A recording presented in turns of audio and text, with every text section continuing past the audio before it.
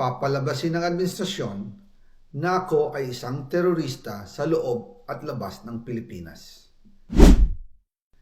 Para mailibing ako kasama ang katotohanan kahit saan man ako pumunta. Sinabi na agad sa akin ni Speaker Romualdez na kailangan ko makapag-deliver ng 2 billion pesos kada buwan para sa pagdi-deliver ng male-maletang pera patungo sa bahay ni Speaker. Ang sinabi mismo ni Speaker Martin sa akin na hati sila ni Pangulong Marcos sa perang yon para gamitin bilang bagsakan at imbakan ng pera mula sa mga SOP, collection at deliveries na para sa Pangulo. Huwag mo akong pigilan sa mga insertions ko. Huwag ka nang makialam sa budget. Ang gusto niya ng 50 billion pesos na insertion. Ngunit ang sagot ng Pangulo, humingi ka ng bago or dagdag na insertions.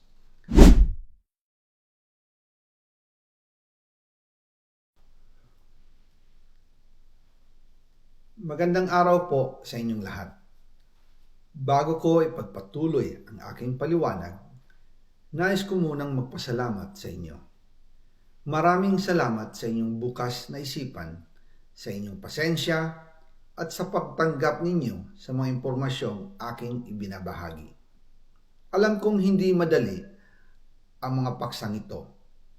Mabibigat at mahirap tanggapin. Hindi po ako makauwi dahil malaki ang banta sa buhay ko. Ngayon naman ay meron kaming natanggap na balita. Papalabasin ng administrasyon na ako ay isang terorista sa loob at labas ng Pilipinas. Para mailibing ako kasama ang katotohanan kahit saan man ako pumunta. Pero mahalagang malaman ng taong bayan ang katotohanan. Muli, taos-puso akong nagpapasalamat sa inyong pakikinig.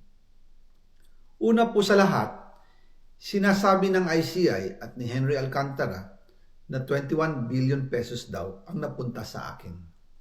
Hindi po totoo yun. Wala akong natanggap na ganyang halaga.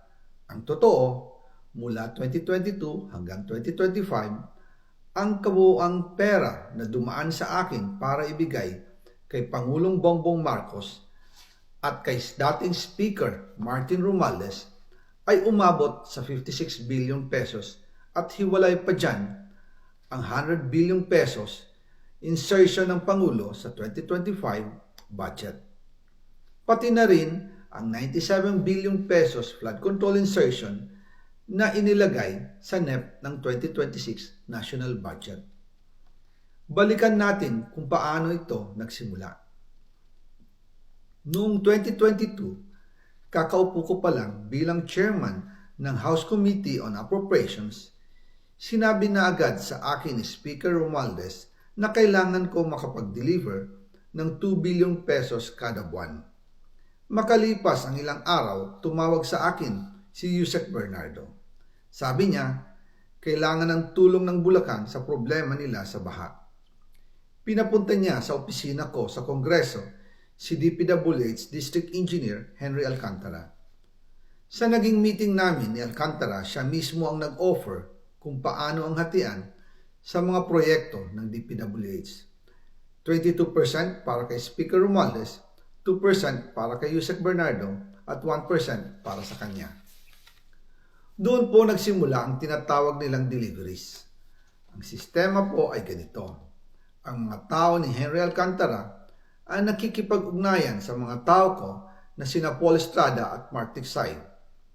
Sila ang tumatanggap na pera mula sa mga tao ni Alcantara. Minsan sa bahay ko sa Valle Verde, minsan naman sa BGC parking. Pagkatapos nilang makuha ang pera, sila Mark at Paul naman ang nag-aayos o nakikipag-coordinate sa tauhan ni Speaker Martin Romualdez na si Jocelyn Sereno para sa pagdi-deliver ng male-maletang pera patungo sa bahay ni Speaker. Una, sa North Forbes Park sa McKinley Drive at nang lumipat siya sa number 14 Nara Street, South Forbes Park. Gusto ko pong linawin, hindi ako nakikialam sa mismong proseso ng paghatid. Dumaan lang po sa akin ang pera na agad dinideliver kay Speaker Romualdez. Ako lang po ang nagko-confirm sa text kay Speaker kapag nadala na ang pera sa bahay niya. At lahat ng ito, mula sa unang utos noong 2022 hanggang sa huling delivery noong 2025. Umabot sa mahigit 55 billion pesos plus ang naihatid sa bahay ni dating Speaker Martin Romualdez. Madalas hindi nabubuo ang hinihinging 2 billion pesos bawat buwan ni Speaker, kaya iyan ang final total. Ang sinabi mismo ni Speaker Martin sa akin na hati sila ni Pangulong Marcos sa perang yon.